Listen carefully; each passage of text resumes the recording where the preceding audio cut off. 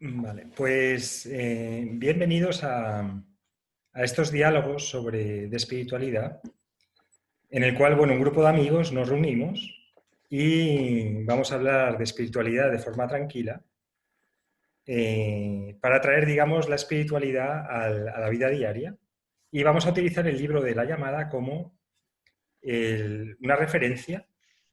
Y hoy vamos a empezar planteando preguntas y el diálogo sobre el primer capítulo, pero se puede preguntar básicamente casi de todo. Y entonces, bueno, tenemos amigos de Humberto, de Perú, y Magdalena y María desde Toledo y Extremadura, ¿no? Estás ahora, bueno, de Toledo básicamente, Sí, y Magdalena. bueno, Pues Humberto, te doy paso que es el Eh, coordinador y empezamos si quieres con el diálogo. Gracias. Bueno, bienvenidos a los amigos. gracias. Somos más. Vamos a ir viendo cómo se va a desarrollar y vamos a ir dándoles la bienvenida. Es algo basado, obviamente, en inquietudes personales, como las mismas que tuviste tú, Gonzalo, porque leyendo un poco sobre el prólogo del libro, habla también de que, así como tú, todos hemos tenido un momento en nuestra vida ordinaria que hemos sentido esa necesidad de conocernos más espiritualmente. Y la forma en que tú plasmas la parte espiritual, la iniciación, basado en una determinada época de España, y cómo se va desarrollando a través de los personajes en diferentes etapas, lo hace mucho más interesante y cuestiona muchas cosas en la vida. Uno compara sin querer la parte personal con Lorenzo, uno de los personajes de la llamada, y de sus inicios. Ahora, el hecho del despertar, la parte espiritual de cada uno, Gonzalo, tú podrás decirnos, acá lo plasmas muy bien en la primera parte del capítulo de la luz, en el que se inicia el personaje con una anunciación y con un pleno conocimiento de cuál era su destino en esta tierra, y que éramos unos héroes del haber nacido nada más, ¿ya? Pero si nos pudieras explicar cómo podrías plasmar el hecho de que antes de la concepción, en la concepción y en el nacimiento, ya como seres humanos y como seres espirituales tenemos una meta. Bueno, la meta de todo ser humano es la iluminación. Es retornar a la fuente de donde todo surgió con, con plena madurez. Entonces, vida tras vida, vamos poco a poco aprendiendo un poco más, elevando nuestro nivel de conciencia, hasta llegar a un punto donde seamos seres completamente realizados. Entonces, en función del momento donde estemos, las personas tienen mayor capacidad de elegir las circunstancias en las cuales van a nacer. Entonces, por resumirlo brevemente, tenemos personas que están en el mundo vegetal, ¿vale?, que no han desarrollado un nivel de conciencia muy elevado, con lo cual su vida, digamos, se programa como algo estándar. Es una vida estándar. Es como si estuviera en primaria, ¿no?, donde el programa de estudios es estándar, ¿vale? Luego tenemos gente ya del mundo animal que tiene mucha mayor capacidad de desarrollar su destino y digamos que ya están a mitad de camino entre lo que ellos eligen y las circunstancias en las cuales nacen. Y luego están los hombres de destino o los hombres desarrollados, o los hombres ya del mundo humano, donde ya eligen perfectamente, con ayuda de sus guías, la vida que van a desarrollar. Entonces, eligen a su familia, eligen el país, eligen el momento adecuado, eligen a los padres, eligen qué es lo que van a hacer en el mundo. Y es el caso, por ejemplo, de Lorenzo, ¿no? Donde la primera parte del capítulo es la preparación de cómo va a ser su vida. Y si comparáramos a Lorenzo en ese núcleo familiar con los hermanos también han tenido esa oportunidad o no No, los todos? hermanos estaban entre el mundo vegetal y el mundo animal. Los ¿Eh? hermanos, los hermanos nacieron en esa familia como personajes secundarios. ¿Y en Entonces, su evolución no llegaron nunca a alcanzar esa meta? todo el mundo puede iluminarse en la vida, todo el mundo tiene la oportunidad. Lo que pasa es que desde donde se parte, las cosas son más fáciles o más difíciles. Entonces, los dos hermanos, uno, digamos que entran a formar parte de la estructura del poder civil, porque uno se hace militar, el otro se hace fraile y la hermana se hace monja. Entonces, están dentro de la estructura civil de la sociedad. En cambio, el héroe, Lorenzo, se sale, se convierte en un outsider de esa estructura. Entonces, todas las personas que viven el camino de la iluminación tienen que salirse de las estructuras de la sociedad que determinan su vida. Diríamos que es una persona más consciente. Exactamente. Es más consciente, porque los otros, el padre determina su vida y le dice, tú vas a ser monje, tú vas a ser militar y tú vas a ser monja. Entonces, en la Edad Media lo que más se valoraba era que que un hijo fuera militar y que otro hijo fuera fraile. Era lo que más se valoraba. Entonces ya estaba determinado por la comunidad. Es como ahora si alguien es abogado o ingeniero, ¿no? Es lo que más se valora, por decirlo así. Y entonces las personas, ellos no tuvieron capacidad para decir que no a su padre. A ver, Magdalena, ¿tiene alguna pregunta? ¿Alguna Sí, inquietud? sí. Hola, Adelante. buenas tardes. Hola, Gonzalo. Aquí estamos de nuevo. Sí, era pues un veto en relación a la primera pregunta que has realizado de los guías, ¿no? De esa conversación que tienen con Lorenzo. Y yo tenía preparada una pregunta antes de los guías, la importancia de una figura como es la providencia, ¿no? Que prepara ese escenario de vida primero, ¿no? En el cual Lorenzo va a desarrollar su proceso evolutivo en el mundo. Entonces era un poco, Gonzalo, que nos hablases antes de los guías cómo se prepara Lorenzo desde los cielos, cómo se prepara todo esto, si es así, un poco, pues una pequeña introducción que es el comienzo de la novela. Sí.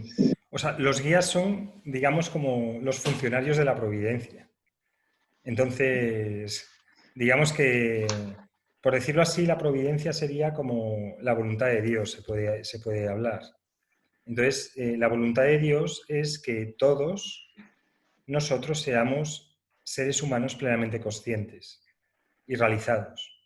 Entonces, la providencia, que es la voluntad de Dios, utiliza a los guías, que son como nuestro yo superior, son como nuestra parte más elevada, porque al fin y al cabo todos somos parte de lo mismo, cada uno en un sistema, en un nivel. Entonces los guías son los que se encargan de preparar el escenario junto con el alma de Lorenzo para que se cumpla la voluntad de Dios, que es que crezcamos en el nivel de conciencia, en el nivel de desarrollo personal. Vale.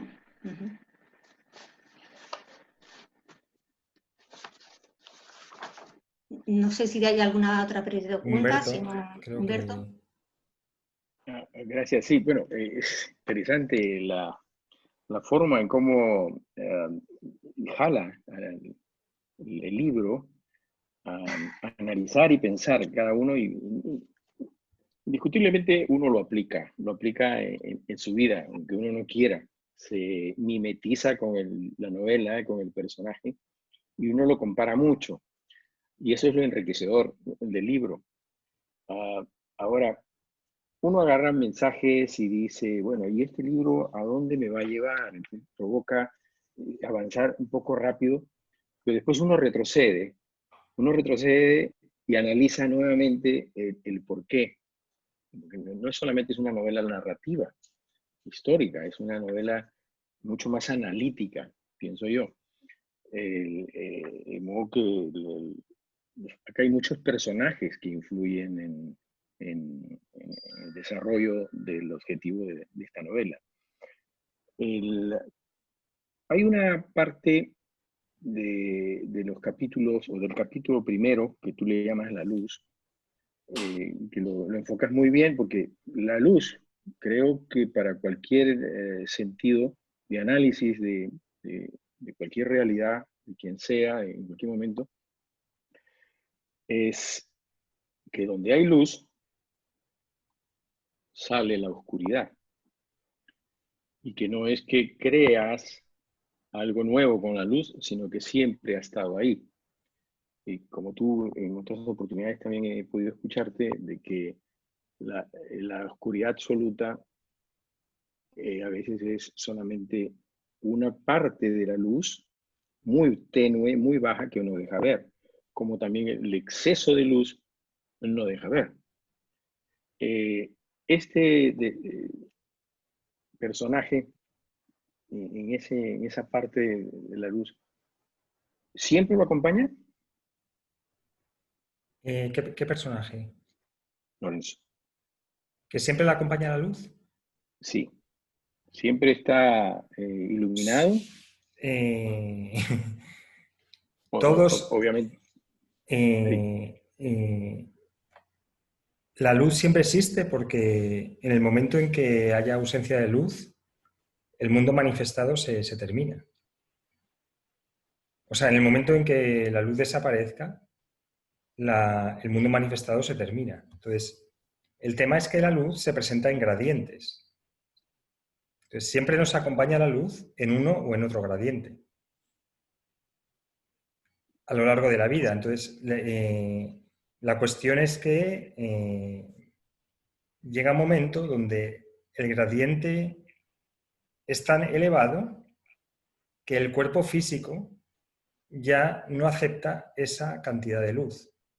Entonces, digamos, los maestros iluminados de la historia, Jesús, Buda, Krishna, han llegado al punto donde un gradiente más de luz, su cuerpo físico se desintegraba porque ya no aceptaba tanta luz. Entonces, digamos, en una escala de 0 a 1000, que esta escala la ha desarrollado David Hawkins, en Nivel de 1000, conciencia. a partir de esa escala, a partir de ese gradiente de luz de intensidad, digamos, nuestro sistema nervioso, nuestro sistema físico, no lo tolera más. Entonces es el máximo grado y es lo que llamamos un ser completamente iluminado. A partir de ahí el cuerpo físico se desintegra. Entonces, desde 0 hasta 1000 es donde la humanidad vive, con gradientes de luz. A medida que vamos avanzando y a medida que va entrando más luz o que permitimos que entre más luz en nuestro sistema, porque la luz siempre está ahí, nosotros somos, digamos, como transformadores de energía, pero necesitamos sistemas de transformación que puedan resistir la intensidad de la luz. Entonces, es muy frecuente que las personas que experimentan un fuerte cambio de conciencia, porque empiezan a permitir en su vida que entre más luz, se tengan que retirar durante una época para que se produzca una transformación en el cuerpo físico que permita entrar de nuevo que permita entrar más luz en su sistema. Es, por ejemplo, lo que le ocurre a Lorenzo cuando se va al monasterio. Entonces, todo el mundo vive en la luz, lo que pasa que permite una cierta cantidad. Las personas que permiten que entre menos luz son las que tienen más emociones negativas. Las personas que permiten más luz son las que, digamos, tienen más emociones positivas hasta llegar al amor incondicional. Y llega un momento donde nuestro cuerpo físico ya no está diseñado para permitir tanta luz. Entonces ya vivimos ya como seres desencarnados. Entonces, los ángeles y los arcángeles y los guías espirituales tienen tanta luz que un posible cuerpo físico que tuviera no podría con esa luz. Claro, lo que vendría a ser, según Hopkins, como tú dices, los niveles de conciencia. Sí.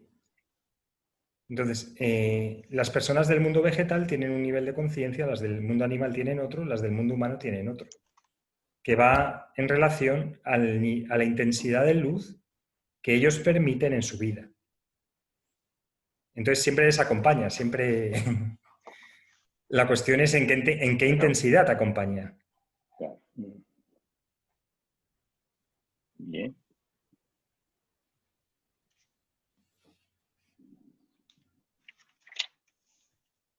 ¿Alguien más? Magdalena, creo. Magdalena.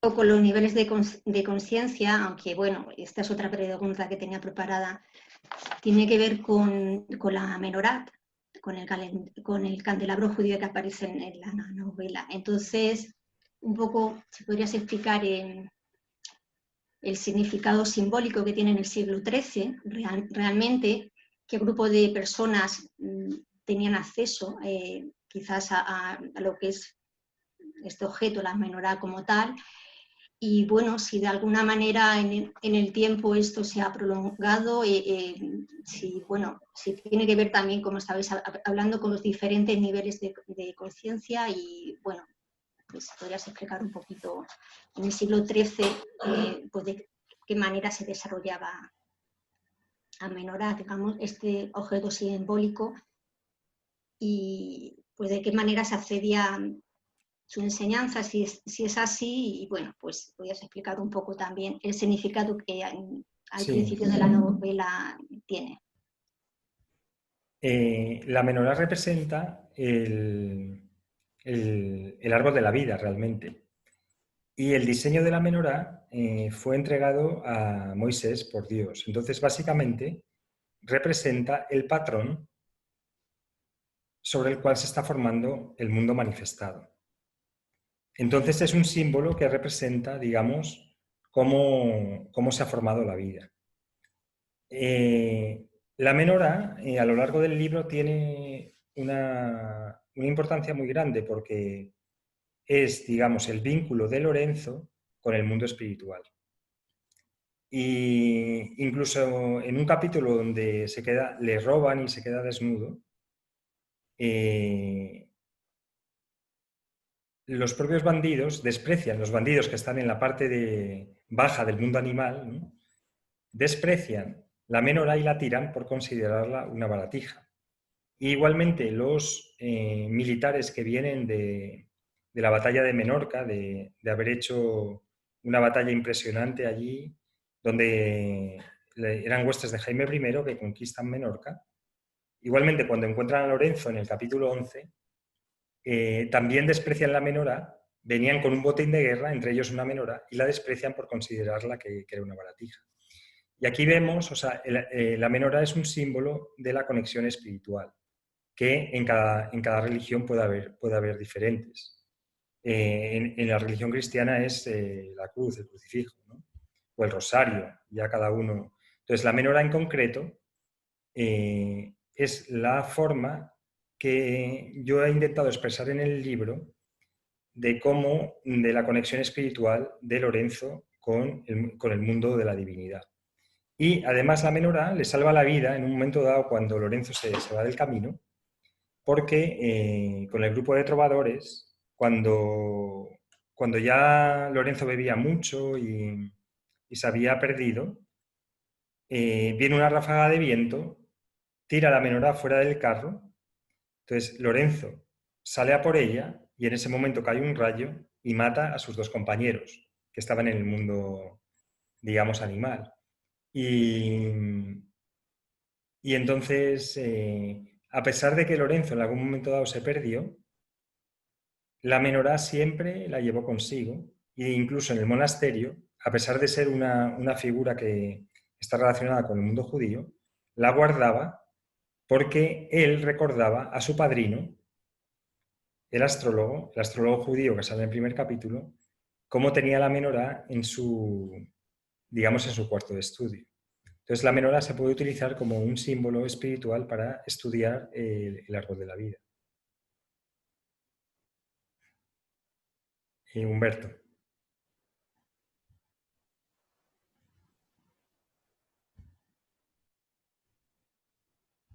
Tenía pendiente preguntarte, en la parte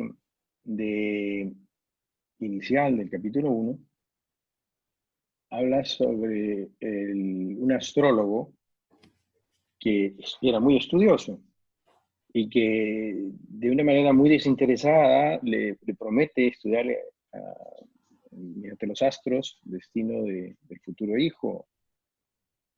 Entonces, la influencia de la astrología, no solo en tu personaje, sino de la época, desde pues, muchísimos años se sabe que la astrología influenció en la humanidad.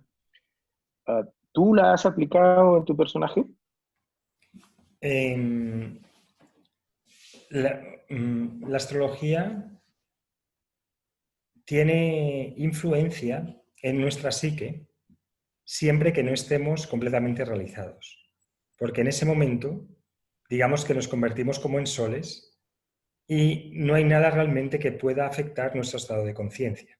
Pero mientras nos estamos desarrollando, hay, digamos, energías y fuerzas de interacción de los planetas que influyen en las tendencias que tomamos en nuestra vida.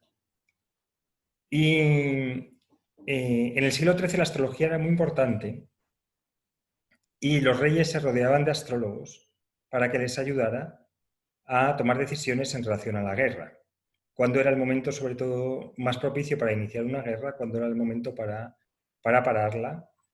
Y Alfonso X, de hecho, no se llamaba el sabio, le llamaban el estrellero. Luego se le puso el sabio posteriormente. Y era Alfonso X el estrellero o el astrólogo porque le encantaba el estudio de la astrología. Entonces yo lo que he hecho es, bueno, como era tan importante en aquella época, y además en Teruel, digamos que estaban las tres culturas conviviendo en ese momento, pues siempre en el mundo judío, el primer astrólogo fue Abraham, que era de Ur de Caldea, que era una ciudad de astrólogos realmente. Y entonces en el mundo judío hay una tradición de grandes astrólogos y de hecho había una escuela aragonesa de astrología en aquella época, donde se reunían e intercambiaban, digamos, opiniones sobre la interpretación de los astros. Entonces dije, bueno, voy a introducir a un astrólogo que desarrolle la carta natal de Lorenzo para... y lo que hacían era, como regalo, muchas veces a las familias, iban al momento del parto para hacer la carta astral en el momento en que el hijo nacía, o la hija. Y entonces en ese momento luego le regalaban la carta astral a los padres. Y entonces, obviamente, como soy el creador del libro, yo podía elegir el día y la hora de nacimiento que quisiera para Lorenzo. Entonces elegí que tuviera el Sol en la casa 12 en Sagitario. Y esto significa que era un místico espiritual. Y además le puse que tuviera dificultades, digamos, en el día a día, pero la parte, digamos, más vital o más relacionada con su destino de la carta natal era que fuera una persona que fuera un místico espiritual, un viajero místico y que se iluminara, que llegara a la iluminación. Pero le puse bastantes problemas en su carta con el objeto también de mostrar que la vida de una persona espiritual que va poco a poco elevando su nivel de conciencia no es sencilla. Hay como un mito donde una persona nace iluminado y ya está iluminado toda la vida. Pero justo en la llamada lo que quería contar era que todas las dificultades y todas las tentaciones y las caídas por las que pasa una persona normal, que quiere iluminarse, pero que está, digamos, en el proceso y todas las fuerzas con las que tiene que lidiar. Así que sí, fue bastante importante el tema de la astrología. Sí, sí, definitivamente. Además que no solamente le pusiste un obstáculo, lo hiciste desviar muchas veces de su camino para que regrese, compare la vida, que ya más adelante en los siguientes capítulos vamos a analizar qué es la vida, que realmente pues uno siente inclinación por lo material, quiere desviarse por el dinero, y lo importante es regresar y reconocer cuál es la misión de uno. Así que lo plasmas muy bien, lo plasmas muy bien en este caminar de Lorenzo. Definitivamente la parte de astrología da curiosidad, mucha curiosidad por saber siempre el futuro, ¿no? Entonces, el grado de veracidad también tiene que ver mucho conforme la meta de uno, ¿no? Los astros no son 100%, porque influyen muchas cosas, en este caso la época. Hoy estamos en un mundo totalmente veloz, ágil. Ahora hay circunstancias que ponen a pensar, bueno, lo que decían mis astros tal vez antes del 2020, ahora pueden ser muy diferentes, ¿no? Entonces, hay que ver que no hay que confiarse mucho de los astros. La astrología, básicamente, como cualquier oráculo, nos habla de las fuerzas que están detrás. La cuestión es lo que nosotros hacemos con ello. Es decir, cuando, por ejemplo, la gente va a echarse las cartas, si la persona que echa las cartas es buena, básicamente de lo que te está hablando es de las fuerzas que hay detrás de la situación, y si no haces nada, si dejas que, por decir así, el barco, te está hablando, por decirlo así, del tiempo que hay, el tiempo meteorológico, el tiempo psicológico, el tiempo que hay en tu barco y hacia dónde va soplando el viento. Y si no haces nada, si no mueves nada, eso es lo que va a ocurrir. Entonces, hay momentos que la astrología o cualquier oráculo adivinatorio que se han utilizado a lo largo de toda la historia, te pueden decir, esto te va a llevar al desastre. Pero tú siempre tienes el libre albedrío para cambiar la dirección del barco. Entonces, si tú no haces nada, lo que te dice es, mira, va a venir un huracán que se va a llevar el barco hacia el precipicio, o se va a llevar el barco hacia un lugar donde va a encallar. Entonces, la información que te da es para que tomes nota de lo que viene y puedas tomar decisiones inteligentes conforme a la circunstancia que viene. Entonces, como que sabes si te va a venir viento de cola o viento de cara, básicamente. Y entonces eso es la astrología. Entonces, si te dicen, mira, igual es que tienes problemas con las relaciones o problemas o donde hay dificultades en tu vida, es en la parte de ganar dinero, como dices tú, entonces puedes poner más conciencia ahí para resolverlo. Se dice que la carta astral es las notas que has tenido en tu vida anterior. Entonces, conforme lo has hecho en tu vida pasada, digamos que tu carta astral refleja tu expediente escolar de la vida anterior.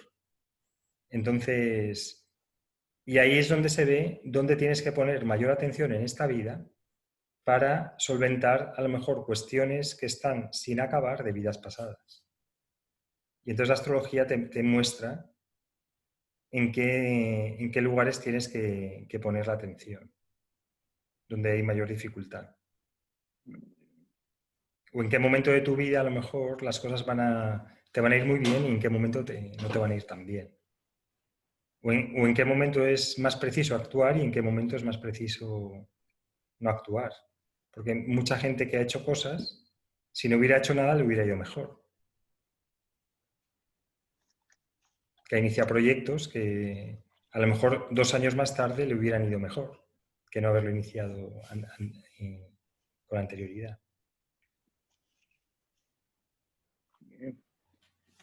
Bueno, ¿qué os ha parecido el primer capítulo? ¿Qué habéis aprendido del primer capítulo? No sé si queréis comentar algo y mantener un diálogo sobre eso. A ver, ¿alguien se anima? María.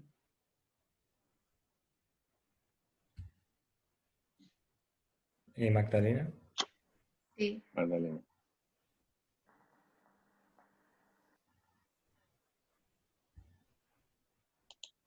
Ahora, bueno, quizás hacer un comentario, ¿no? En lo que es el primer capítulo, como decía Humberto, que tú lo has puesto por nombre Luz, ¿no? Bueno, pues es la luz lo que es el nacimiento de Lorenzo, ¿no? Un poco cómo se desarrolla, e incluso, aunque no lo hemos tocado, lo que son las vidas pasadas con la reencarnación, bueno, pues digamos que Lorenzo también se ha reencarnado, ¿no? Entonces ha sido interesante ver ese proceso de la providencia, como, bueno, pues también en esta época histórica, en el siglo XIII, a través de, bueno, pues, por ejemplo, la carta natal, etcétera, lo que es la historia, bueno, como Lorenzo nace, ¿no? Qué es lo que ocurre. Tampoco hemos comentado también los ángeles, los guías espirituales. Entonces ahí ya hay un proceso espiritual de iluminación, quizás, para recorrer, claro, con las decisiones que tome Lorenzo más adelante a lo largo de todos los cada capítulos. Entonces, para mí el primer capítulo es como centrar un poco qué está ocurriendo, qué se va a desarrollar, ¿no? Y pues saber un poco cuál es ese camino al que se va a dirigir Lorenzo, ¿no? Junto con la menorá, un poco todos estos símbolos que aparecen. Y igualmente aparece la luna nueva también en el primer capítulo, ¿no? Con la providencia. Entonces, bueno, realmente es un primer capítulo, pero bueno, hay muchísima información y para una evolución espiritual y para conocimiento, ¿no? Y es muy interesante, la verdad. Para todo lo que queda del libro, claro, que hay mucha información. Eso. Sí, bueno, básicamente lo que hace es poner, digamos, la chispa o la primera célula de una vida que va a ir hacia la iluminación, ¿no? Entonces, digamos que se pone la estructura, se sientan las bases de lo que va a ser, ¿no? Ya se ve, por ejemplo, como la madre está mucho más elevada, se ve como al padre tiene que, precisamente la providencia, tiene que persuadirle para que vaya, digamos, que no se vaya a la taberna y que vaya a concebir a Lorenzo, ¿no? Y luego como Lorenzo se presenta en el sueño también de su madre, que son muchas madres muchas chicas que están embarazadas ven perfectamente el rostro de su hijo y muchas también escuchan su nombre. Y entonces Lorenzo significa el que ha sido laureado por Dios. Y él mismo dice, yo me quiero poner este nombre, y se lo revela a su madre en sueños.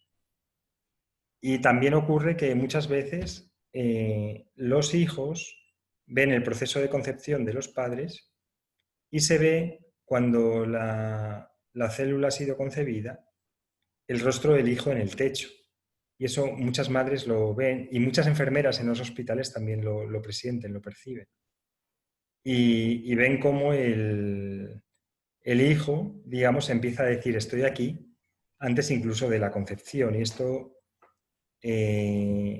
es algo que es muy presente para muchas personas y también demuestra que hay vida más allá del ser concebido, del nasciturus, del concebido no nacido, sino que ya hay un alma, ¿no? que quiere venirse a a reencarnar y que ya está mandando señales a los padres. Así que...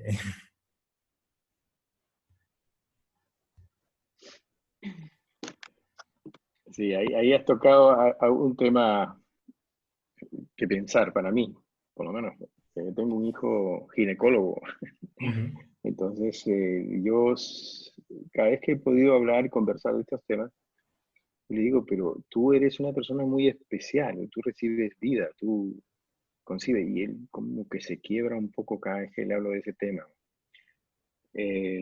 La concepción ahí o la unión espiritual es el momento del nacimiento, ¿no? Tenemos un vehículo, tenemos 4 vehículos, básicamente, bueno, según esta tradición que se desarrolla en España en el siglo XIII, tradición espiritual, pero digamos que se pueden hacer muchas divisiones, pero básicamente es el vehículo, la chispa divina, que sería como el vehículo de la luz. Luego tenemos el vehículo espiritual, el vehículo psicológico, que es donde está el alma, el corazón, digamos, del vehículo psicológico, que es donde está el alma, y el vehículo físico, que es donde tenemos el corazón físico. Entonces, en el momento de nacer, se tiene que acoplar el vehículo psicológico, que es donde está el alma, con el vehículo físico. Y entonces se unen a través de otro vehículo que se llama el vehículo etéreo y el cordón de plata, que mucha gente lo ve cuando hace viajes astrales. Cuando el cordón de plata se rompe, el vehículo físico y el vehículo psicológico se quiebran y la persona muere. Porque lo que da vida al vehículo físico es precisamente el vehículo, la energía del vehículo psicológico, que a su vez recibe vida del vehículo espiritual, que a su vez recibe vida de la chispa divina. Entonces, cuando el niño nace, se produce un acoplamiento, pero no es un acoplamiento como si fuera un pegamento absoluto, sino que se va y se viene, porque es un proceso. Entonces, cuando el niño acaba de nacer, digamos, se acoplan el vehículo psicológico y el vehículo físico, pero luego, digamos, dejamos al niño un poco respirar y, digamos, se sigue manteniendo con el cordón de plata, pero que se separa. Entonces aquí el niño es donde empieza a soñar mucho, donde duerme un montón, donde tiene, digamos, unos sueños proféticos, donde ve a sus guías y luego se vuelve a acoplar, ¿vale? Y luego, entonces el niño ve que a lo mejor la cuestión es muy dura y recibe mucho ruido y estos vehículos se separan un poco. Y va así. Entonces, hasta que cumple 3 o 4 años, o 5, o 8, o 10, donde ya la gravedad del cuerpo físico hace que se acoplen completamente y entonces, digamos que esa conexión o esa que tenía el niño la va perdiendo poco a poco. Es decir, cuando ya se produce el acoplamiento completo, digamos, el niño ya está perfectamente, digamos, establecido o ensamblado en el mundo físico. Y va a tener que hacer un trabajo consciente. Por ejemplo, a través de la meditación, lo que hacemos es empezar a separarlo un poco para, digamos, aligerar el peso que hay sobre nuestra psique, por decirlo así. Y así podemos tener contactos con los guías, el vehículo espiritual, el vehículo psicológico, etc. Por eso los niños que no se han acoplado completamente, tienen todavía mucho contacto con los guías, con los maestros, con otros seres. Entonces es un acoplamiento progresivo. Lo que vendría a ser la Constitución Septenaria No sé exactamente qué es eso.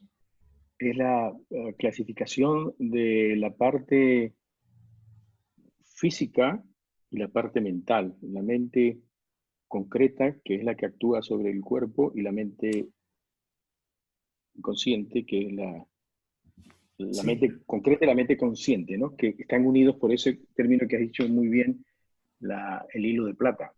sí. Bueno, luego ya para concretar, digamos, la encarnación, el niño empieza, o la niña empiezan a desarrollar el programa de su ego, donde se le empiezan a imbuir de las ideas que la comunidad tiene, las ideas y la familia. Y entonces eso también hace que se vaya centrando cada vez más en su realidad física y material.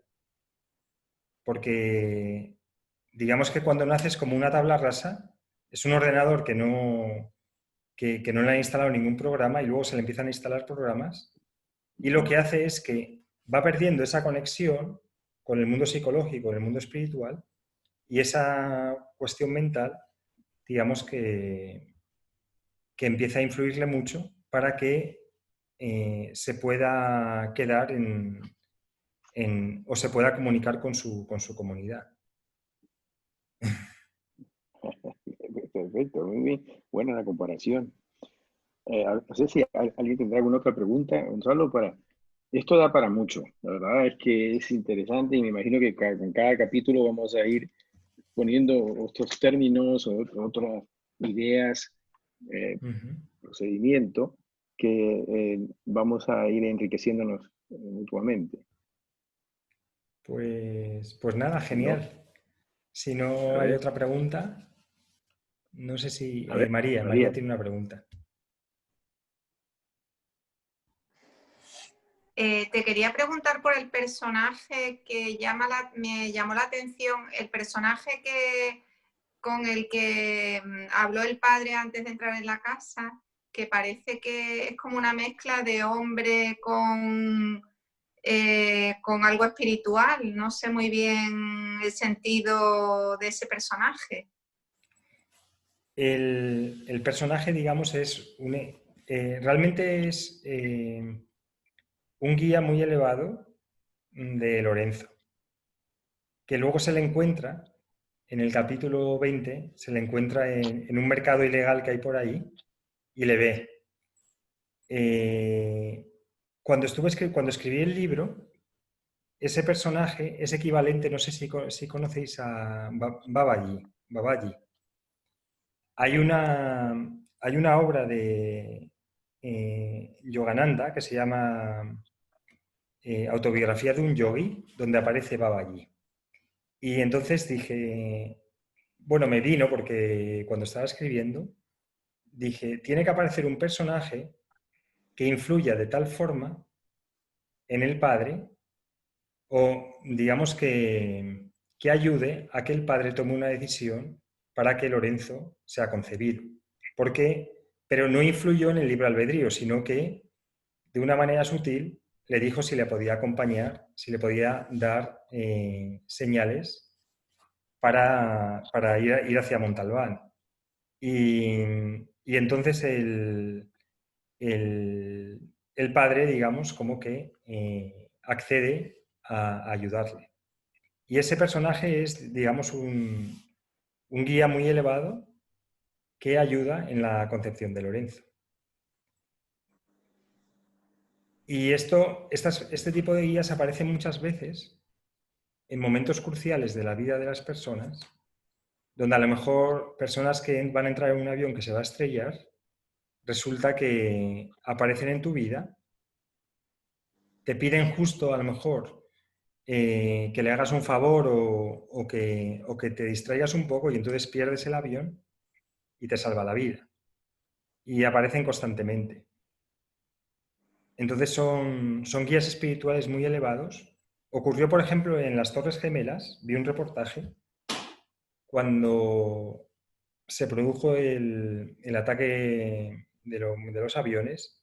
Muchísima gente que hicieron un reportaje a los que se salvaron, dicen que escucharon voces internas, incluso algunos a lo mejor vieron a seres que se les presentaron, que les ayudaron a salir del edificio. Les dijeron, ahora gira a la izquierda, ahora gira a la derecha, ahora baja cinco pisos rápido, ahora cámbiate al otro ala del edificio. Y entonces se presentaron. Entonces este guía, digamos que ya lo pongo desde el primer capítulo, para que ayude a la concepción de Lorenzo. Si el padre hubiera rechazado ir a casa a concebirle, ahí ya tendríamos que entrar en un escenario diferente donde la planificación se vendría abajo por la decisión del padre, que tendría unas consecuencias en su karma, en el karma del padre. Igual que si una madre aborta. Entonces habría que hacer otra planificación de la vida de esa persona. Pero obviamente, bueno, en el libro pongo que el padre, digamos, en vez de irse a la taberna, va a concebir a Lorenzo. Algo que también le ayuda mucho al padre durante los siguientes años. Si no hubiera tomado esa decisión, quizá su vida no habría prosperado tanto durante los siguientes 20 años, aunque luego se fue a pique, ¿no? Pero no, es una novela y no sé si esto se puede pensar que es real. Un ser espiritual puede tomar una forma humana y nosotros verlo en el plano físico. Exacto, claro. Si pasa todo el tiempo. ¿Tú crees que pasa que nosotros vemos alguna vez a seres espirituales pensando que son humanos? Son seres espirituales con un alto nivel de vibración de luz que en momentos puntuales necesitan tomar una figura humana, una forma humana, para hacer una misión concreta. Y, está pasando constantemente. Sí, no sé si yo me habré encontrado con alguno, no sé. Claro que sí, lo que pasa que los niños que tienen todavía esa conexión con el mundo espiritual, o sea, que no se ha acoplado completamente al vehículo físico, es decir, que no ha bajado, por decirlo así, tenemos el vehículo físico y el vehículo psicológico. Entonces, su centro de gravedad está todavía en el vehículo psicológico y ahí es donde están los guías, donde está el alma, donde están los seres. A medida que van creciendo, su centro de gravedad baja y ya pierden esa posibilidad. Entonces, los niños pequeños están viendo a seres desencarnados constantemente. Y muchos padres le dicen, ¿con quién estás hablando? Entonces se encuentran dice, pues, o un guía o, bueno, un montón de personas, pero eso a un nivel y a otro nivel, cuando se necesita hacer una labor concreta, esto por ejemplo en Toledo, Jerusalén, aparece Enoch, que necesita hacer una labor concreta para salvar a Esther, pues se encarna en una, digamos, en una chica muy guapa que hace que el comerciante diga que sí, ¿no? Y luego se encarna también para los sicarios que quieren perseguir a Esther al final, también se encarna para disuadir a los sicarios. Entonces, o sea, a lo largo de la historia se ha aparecido los profetas, el profeta Elías se aparecen constantemente. Sí, pero en la vida de gente ordinaria, por ejemplo, o corriente como yo, no sé yo si sería posible, no sé. O sea, es completamente posible. Lo que pasa que si te pasas, si una persona se pasa 12 horas en un trabajo, luego 6 horas viendo la televisión y comiendo comida que tampoco es muy allá, su centro de gravedad está abajo. Entonces, lo que hay que hacer es elevar, digamos, el centro de gravedad, que es igual al centro de conciencia, para tener capacidad para verlo. Es decir, nuestros ojos ven hasta aquí porque, por el estilo de vida que llevamos, nuestro espectro es así. Pero si somos capaces de empezar a elevar nuestro nivel de conciencia, eso ocurre constantemente. De hecho, los tutores... Ya no es que, bueno, ya no es que los guías se encarnen, pero muchos tutores espirituales son capaces de ver a los guías que tenemos detrás. Y entonces, cuando te hacen una pregunta, la pregunta es lo de menos, porque lo que quieren es lo que el guía les dice sobre ti. Entonces, tú da igual lo que digas, porque tú estás en este nivel, pero el guía sabe mucho más, o tu yo superior. Entonces, pero vamos, que respondiendo a tu pregunta pasa constantemente. De hecho, han salvado muchísimas vidas en momentos puntuales donde se presentan para influir de forma adecuada en la vida de una persona, siempre sin cambiarle el libre albedrío, sino que, digamos que sugieren que a lo mejor, o sea, a lo mejor salen a que les des ayuda, salen a pedirte ayuda. Y si tú te niegas a darles ayuda, pues ya sigues con tu camino. Bueno. Así que, nada, ahí estamos, Sí, María. sí, sí. Sí, no, si yo alguna vez he pensado, he visto a alguien y he pensado algo parecido, pero bueno, pensaba que eran cosas mías de imaginación, no sé, ¿no? Sí, Nunca me lo he tomado, nunca he pensado que fuera algo que podría ser real o algo real. o sea, es real, pero no como nosotros consideramos. No, es que lo que nosotros consideramos real es lo que es menos real. Sí, sí, Lo que más podemos ver lo que es real en función al tiempo que los vehículos duran. Entonces, por ejemplo, el vehículo físico, que supongamos dura 100 años, es el menos real, mientras que el vehículo psicológico dura a lo mejor 2000 años o 3000. Es mucho más. Y el vehículo espiritual a lo mejor 30.000 años. Y la chispa divina es infinita. sí. Entonces, lo que es real es lo que no muere. Entonces, nosotros consideramos real lo que realmente no es real. Pero Bueno, lo que vemos, lo que sí, lo que captamos vemos, exactamente. sí, lo que vemos a primera vista, sí. Y después lo que has comentado, yo había escuchado alguna vez que el feto, el alma no está acoplado en el feto, sino que entra y sale. Exacto. Sí, ¿no? Es lo que hablo de... Entonces, se une por el cordón de plata y digamos que hay momentos donde están muy separados, que es donde el niño todavía tiene, si este es el mundo espiritual o psicológico, el niño tiene contacto ahí y su centro de gravedad está más hacia el mundo sutil. Y cuando están así, más juntos, el centro de gravedad está más hacia el mundo físico. Entonces Sí. van entrando y saliendo, por eso los niños y los ancianos viven como entre dos mundos. Lo que nosotros consideramos mundo real es cuando tenemos completamente acoplado ambos vehículos. Y las personas que no creen en nada y piensan que todo es el mundo material, es que tienen tan acople de ambos, parece como un pegamento de hormigón, que la única manera en que empiecen a darse cuenta que pueden tener acceso a los mundos sutiles es a través de una gran crisis que les haga entrar, digamos, en mundos más sutiles. Sí, sí. Entonces, pero el trabajo espiritual precisamente consiste en quitar ese peso, digamos, ese acoplamiento y hacerlo un poco más liviano. O sea, ¿qué significa subir nuestro centro de gravedad?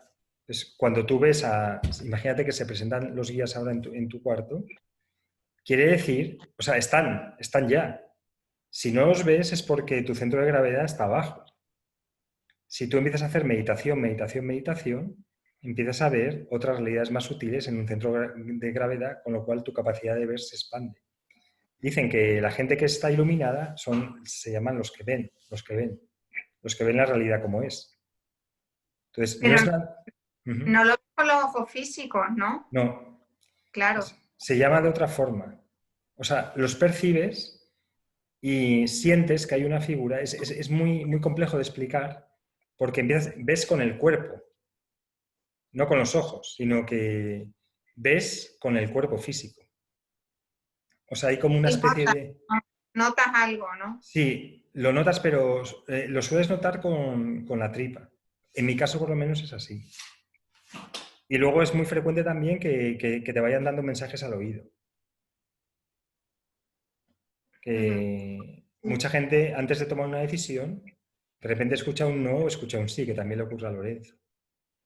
Así que nuestro trabajo espiritual realmente consiste en empezar a ver más allá del mundo físico.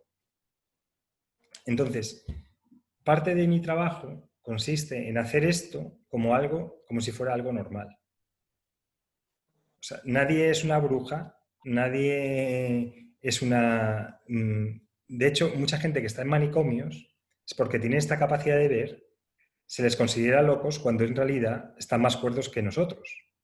Porque tienen esta capacidad de ver, lo que pasa que no tienen la capacidad de ponerla en palabras y vivir con ello. Entonces, nuestro trabajo es poder vivir en ambas realidades y seguir siendo cuerdos.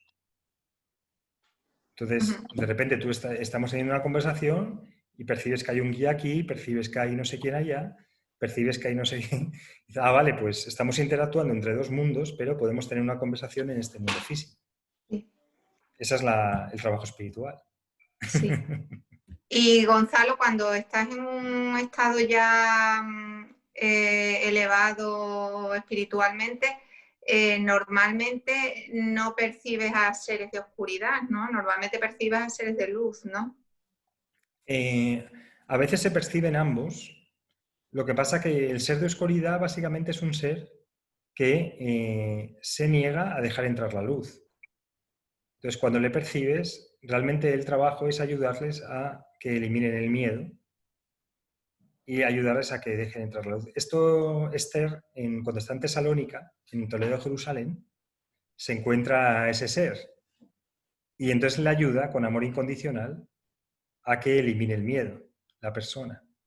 Entonces, sí que nos encontramos con, digamos, gente que pone muchas barreras para que la luz entre, pero como la intensidad de nuestra luz es mucho mayor, a veces vienen y luego se van. No obstante, por ejemplo, en el primer capítulo, a Lorenzo, los seres que vibran en baja vibración, que tienen poca luz, son porque no quieren ver lo que han hecho. No quieren pagar, digamos, por el daño que han hecho. Entonces intentan, entre vida y vida, reencarnarse en otra persona.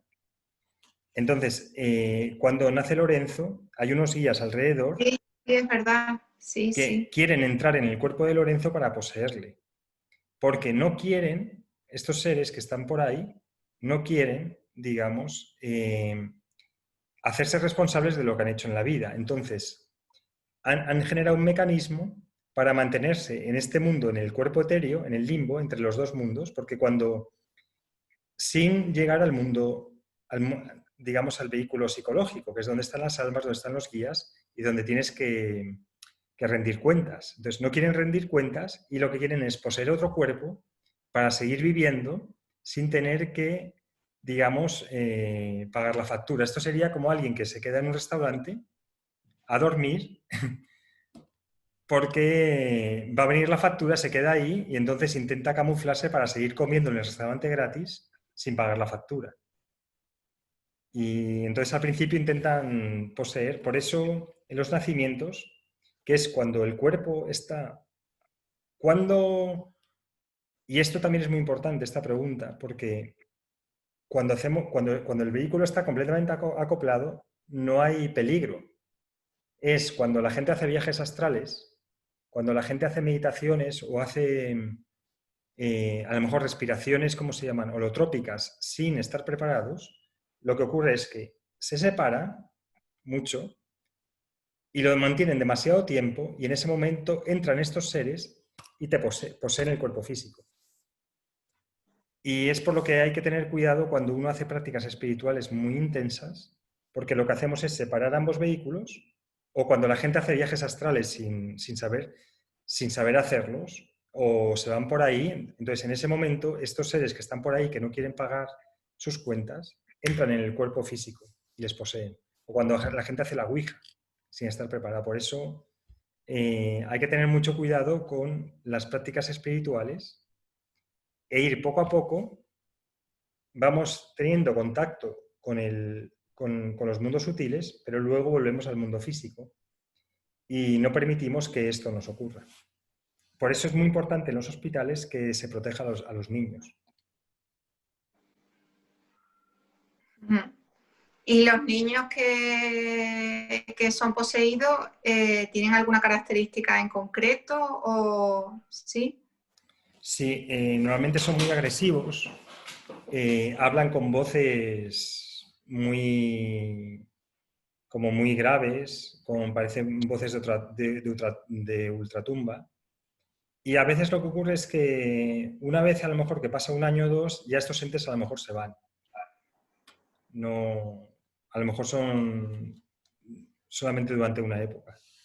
Pero sí que ocurre a las personas, sobre todo a la gente que juega con la Ouija, sí que es frecuente que esto ocurra. Porque además unen el alcohol, lo primero que hacen es, bueno, vamos a tomarnos unos vinitos, luego nos ponemos a jugar a la Ouija como si fuera un juego y es el escenario perfecto para que estos seres entren. Así que hay que tener cuidado con los juegos espirituales. Y la mejor manera, cuando uno hace meditación, por ejemplo, es trabajar el vehículo físico y el vehículo psíquico. Entonces hacemos meditación, nos elevamos un poco y luego nos ponemos a caminar, por ejemplo. Y así, digamos que mantenemos ambos vehículos fuertes, sin dejar posibilidad que nos posean. Sí. Sí, yo normalmente cuando cuando me pongo a meditar, lo primero que hago es conectarme con la fuente, conectarme con la tierra. Y sí, me imagino siempre envuelta en una bola de luz. Sí, genial. Sí, entonces la protección es importante porque hay seres por ahí que están ahí perdidos y dicen, bueno, pues me meto aquí en este cuerpo y sí que hay cambio. Se nota muchísimo, hay cambios grandes de personalidad y también les ha ocurrido a maestros espirituales muy elevados que les ha pasado y han caído en picado en muy pocos años. Porque son entes que van buscando la luz para seguir viviendo. Así que... Sí. Y lo quise poner en el primer capítulo para también que la gente se diera cuenta de que puede ocurrir. Es decir, tenemos que tener la puerta de casa cerrada, por decirlo así. Sí.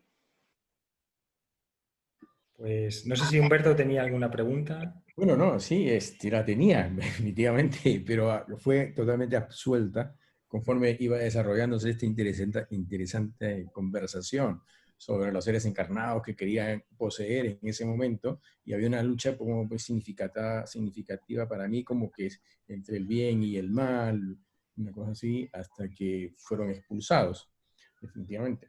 Así que eso llena un poco más el capítulo para iniciar ya un siguiente capítulo, que podría ser el segundo o el tercero, tal vez, la vida, lo que es la familia, y seguir este interesante aprendizaje de la llamada y aplicarlo uno a uno, particularmente en la vida personal. Sí. De lo cual yo me quedo muy, muy contento, satisfecho de las preguntas, cómo las has ido absorbiendo y narrando el sentido del libro.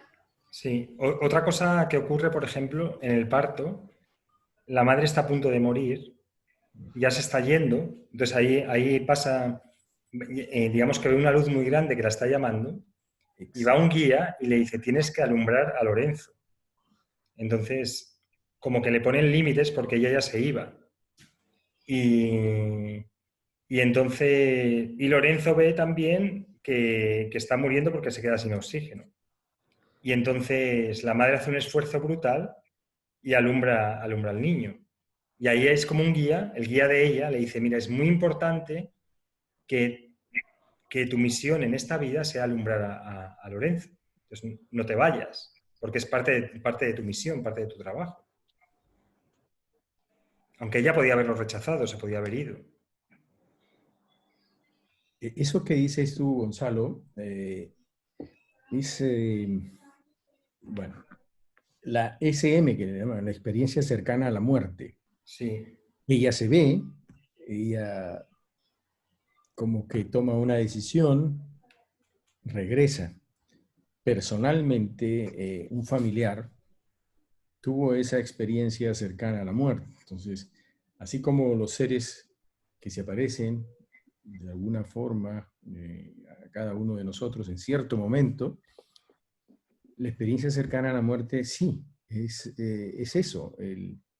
Un familiar, un cuñado, narra perfectamente esa experiencia que vive la mamá de Lorenzo y que se ve, le dice, en este caso en familiar fue su madre, que había fallecido, le dijo, regresa porque no había nacido todavía su hijo, ¿no? Y mi cuñado se llama Gonzalo, tocayo. Y Simón, tu segundo nombre, se llama su hijo. Fíjate esa coincidencia. Y él fue votado por su madre para que regrese. O sea, Hay un montón de gente que me ha dicho, esto que cuentas en el primer capítulo es justo lo que le pasó a mi hijo, esto es justo lo que le ha pasado, lo que me estás contando tú ahora. Y fíjate, o sea, es mucho, una de las razones por las que lo puse es porque es mucho más habitual de lo que parece, lo que ocurre, ¿qué ocurre ahora? Que como, digamos que a las madres ya el parto cada vez es menos natural, porque le ponen, tiene que ser una fecha concreta y entonces lo adelantan, pierden un montón de experiencias de este estilo, porque, digamos, desde los cielos está programado para un momento concreto, de forma natural. Y entonces los ritmos del hospital son diferentes a los ritmos que realmente tiene que llevar el niño. Y entonces muchísima gente me ha dicho que ha vivido experiencias parecidas, porque claro, el momento del nacimiento es el momento donde ambos mundos digamos, es donde se puede vivir entre ambos mundos. Y de hecho, hay como columnas de luz que aparecen, y esto muchas enfermeras lo dicen, son columnas de luz azules que, digamos, como que se perciben, y las comadronas lo percibían, que saben perfectamente, las comadronas saben perfectamente cuándo se va a producir el alumbramiento, porque perciben estas columnas de luz, que es donde están los guías protegiendo al niño, donde está la madre en contacto con su guía, donde está, digamos, donde se están ambos mundos acoplando en ese momento. Y lamentablemente todo este conocimiento, hoy en día con la programación de los nacimientos, se está perdiendo. Así que, pues genial. Muchísimas gracias por estos encuentros. Sí. Y nada, espero que os haya aportado algo. Sí, muy interesante, muy curiosas y muy enriquecedor. Sí, a mí me ha encantado. Sí. Sí, muy bonito. La idea es traer la espiritualidad a hacer algo normal, habitual en nuestra vida. Entonces, y esto va a ocurrir dentro de unos años, pues ver a los guías será normal, que tengamos percepciones más allá de los 5 sentidos será normal, y lo que pasa es que nosotros somos pioneros en esto, pero es hacia donde va toda la humanidad, porque la gente que tiene todas estas experiencias no se atreve a decirlo por miedo a que le tachen de loco, pero la mayoría de las personas, la inmensa mayoría las tiene. Lo que pasa que no lo dicen porque piensan que están locos, pero en realidad es al revés. O sea, que somos parte del nuevo orden mundial. Exactamente. Ahí vamos, ¿no? Exactamente. Sí. Entonces, vamos a elevar nuestro centro de gravedad entre todos. Exactamente, es lo que hace la espiritualidad, hace eso, y entonces hace a lo mejor 200 años el centro de gravedad estaba muy bajo, estaba a nivel físico, y entonces se permitían, por ejemplo, que quemaran a la gente en la hoguera.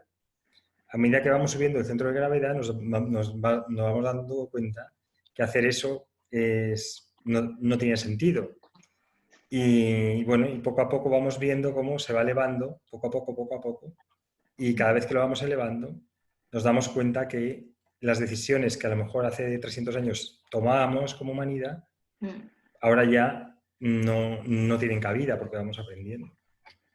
Muy bien. Así que, pues genial, chicos. Bueno, gracias. un placer y muchísimas gracias por vuestro tiempo. Sí, Nada, sí. gracias a ti. Hasta una próxima La reunión. próxima. Muy bien. Adiós. Hasta luego. Gracias, Gonzalo. Chao, grupo.